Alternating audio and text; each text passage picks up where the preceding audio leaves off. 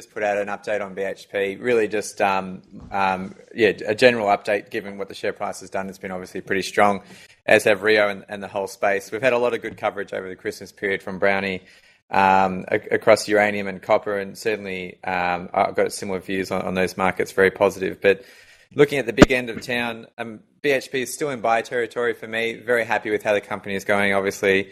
And why it's still a buy, even though it's now just tipped past $30, is a simple fact that we're still in a strong upgrade cycle for earnings. So I look across our competitors in the market.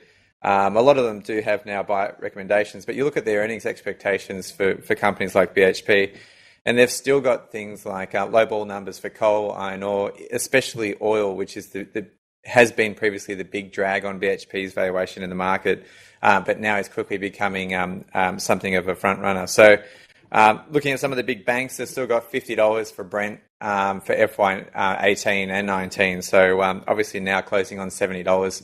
To me, it just creates a real big vacuum that you can get a continuous flow of EPS upgrades leading into the new year. And that for me is a big support or positive catalyst for the share price. So then you look at the stock in terms of valuation and where that's sitting. Its spot valuation has actually almost doubled in the last 6 months. So plugging in current commodity prices into our model, you come up with a spot valuation above $35. So so that's obviously very supportive of where the company's at in terms of its earnings drive as well. And the fact that we are quite bullish on things like oil, copper, and iron ore long term, the fact that the spot valuation is 15% above our house valuation is really quite supportive of the stock's health. So consensus too low, valuation very supportive. And then you look at the thing that really drives the business, and that is the four key markets that they're in: iron ore, coal, oil, and copper. All of these markets are, to me, they're the strongest four commodities that exist in the world. And the simple fact driving that is that you have very common high margins across the large and small producers in those four markets, as well as throughout the whole cycle.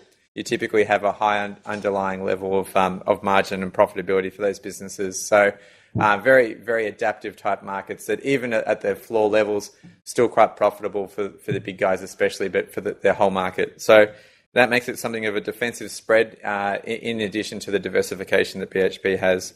Rio has less of that, obviously, that they've been whittling down or shaving off parts of their business and divesting things like coal. So they're in iron ore in a big way. Obviously, that's 3/4 of their earnings. And they do have copper, but they lack now coal and oil, which I think will be big value kickers for consensus in 2018. So you look at then the dividend. It's something that we've been talking about for a little while, that dividend growth is going to remain really strong for BHP, especially if they start to sell some of the shale assets. I've been through that previously. But you put that on top of the high balance sheet strength, the high margin now, EBITDA for the group above 50%, EPS growth, consensus upgrades, potential divestments, and then organic growth now in that they're going into the next leg of growth in Spence, bringing on a new mine there. Olympic Dam expansion, they're pushing ahead with that. They are in love with it, but we'll have to wait and see how the leaching plan they have for it goes. That'll drive a lot of the value or not.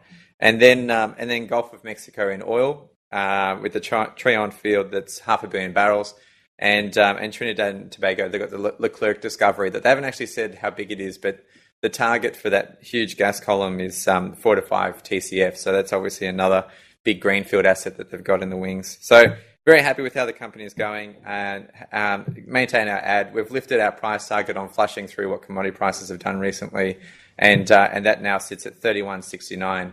Happy to take any questions now or during the day. But from the big caps in mining, BHP for me is still number one. And if you want something a bit more racy, it's still like Fortescue. I think that we've been through that quiet period seasonally for iron ore. As Noxie's pointed out in his previous comments, he wasn't expecting the seasonal pullback to be as strong as what I thought it would be.